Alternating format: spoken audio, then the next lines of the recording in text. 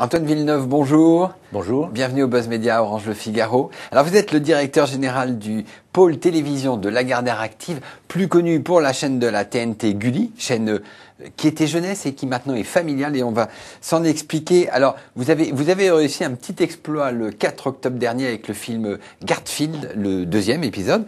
Vous avez battu votre record d'audience, 1,3 million de téléspectateurs, et surtout ce jour-là, vous avez battu France 2, vous étiez la 4e chaîne nationale.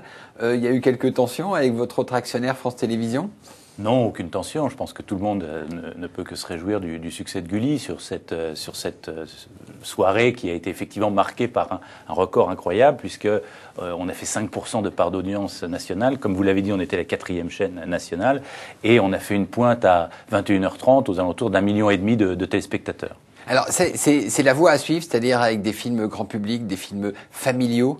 Oui, je crois que c'est la voie à suivre. On voit bien qu'il y a une logique entre notre grille de journée et du mercredi, du samedi et du dimanche, qui est plus consacrée évidemment aux enfants, et puis les soirées qui de plus en plus sont consacrées à un public familial, c'est-à-dire les parents plus les enfants, mais aussi pourquoi pas parfois les parents tout seuls. Je crois que ce qui est important aujourd'hui, c'est de voir que Gulli devient une véritable alternative aux autres soirées sur les autres chaînes, comme les autres chaînes. Mais ça veut dire que quand on est une chaîne de la TNT, on n'a pas des moyens extensibles, on fait des coups comme ça une fois de temps en temps, où vous allez vraiment mettre le paquet sur le prime?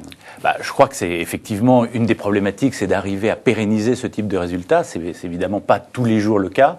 En même temps, on travaille aussi pas uniquement sur le prime time, mais aussi sur l'avant-soirée. L'introduction d'un programme comme Dr Queen, par exemple, nous aide beaucoup à convaincre les mamans de rester sur Gulli, de regarder Gulli, et ce qui n'est pas du tout incompatible, au contraire, avec une audience enfant. Alors Gulli multiplie les initiatives en ce moment pour la fin de l'année. Alors il y aura des chaînes éphémères, c'est un nouveau concept, ça va être la chaîne du Père Noël. Donc pour la fin de l'année, ça sera sur CanalSat, et vous avez ouvert un parc d'attractions, le Gulli Park à Brie-sur-Marne. Quelle est la logique? C'est une diversification, il faut diversifier autour de la chaîne. Alors, qu'est-ce qu'il faut faire? C'est vrai que Gulli, pour nous, c'est déjà beaucoup plus qu'une chaîne. Alors, on vient de parler du succès de la chaîne, effectivement, mais au-delà de ça, il y a un véritable univers, il y a une véritable destination de divertissement familial qui est en train de prendre corps. Et c'est très important pour nous parce qu'on s'aperçoit qu'on peut tout à fait transférer les valeurs qui ont fait le succès de la chaîne dans d'autres contextes. Et donc, du coup, ce partage entre les parents et les enfants, les valeurs aussi autour de la citoyenneté, de l'environnement, d'une alimentation saine, tout ça peut également trouver sa place dans d'autres applications de la marque. Et le Gulli Park, c'est typiquement ce qu'on Qu'est-ce qu'on peut attendre d'autre dans la diversification? Alors, il y a déjà beaucoup de choses, puisque le site marche très bien. C'est le premier site jeunesse en France. Les applications iPad, iPhone marchent très très bien, puisqu'il y a 210 ou 220 000 applications téléchargées aujourd'hui. La télévision de complément de rattrapage replay marche très fort aussi, puisqu'il y a 5 à 6 millions de streaming de vidéos par mois. Le parc a ouvert avant-hier. On va avoir un prix littéraire également. Donc je crois qu'un prix littéraire Gulli, donc tous les territoires qui sont cohérents et dans lesquels on peut trouver cette communion entre les parents et les enfants autour de la famille, je crois que c'est des territoires dans lesquels on a l'intention d'aller. Alors, Gulli a été lancé en 2005 avec les chaînes de la TNT, avec un actionnariat Lagardère, 60% France Télévisions. Le solde, à un moment, on prêtait l'intention à France Télévisions de racheter Gulli, parce qu'ils en ont besoin. Ça en est où? Alors, d'abord, je crois qu'il n'y a pas eu de discussion particulière là-dessus. Puis moi, vous savez, je me concentre vraiment sur l'opérationnel, sur le développement des marques, sur le développement des chaînes. Et donc, du coup, ça, c'est vraiment une question pour l'actionnaire. Mais on peut imaginer que Lagardère rachète le solde aussi, dans l'autre sens? Là encore, c'est la même réponse. C'est vraiment une question à laquelle devrait répondre l'actionnaire. D'accord. Alors, en revanche, vous regardez les comptes.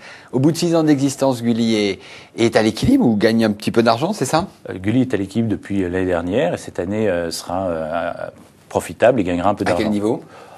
Ça n'est pas une information qu'on délivre aujourd'hui. Donc on met 6 ans quand on est une chaîne de la TNT à gagner de l'argent. Là, en 2012, il y aura 6 nouvelles chaînes de la TNT. C'est une bonne ou c'est une mauvaise nouvelle pour votre modèle économique? Je crois qu'aujourd'hui, on voit bien que le marché est quand même très étroit, en 2012, le marché publicitaire sera, dans le meilleur des cas, à peu près étal.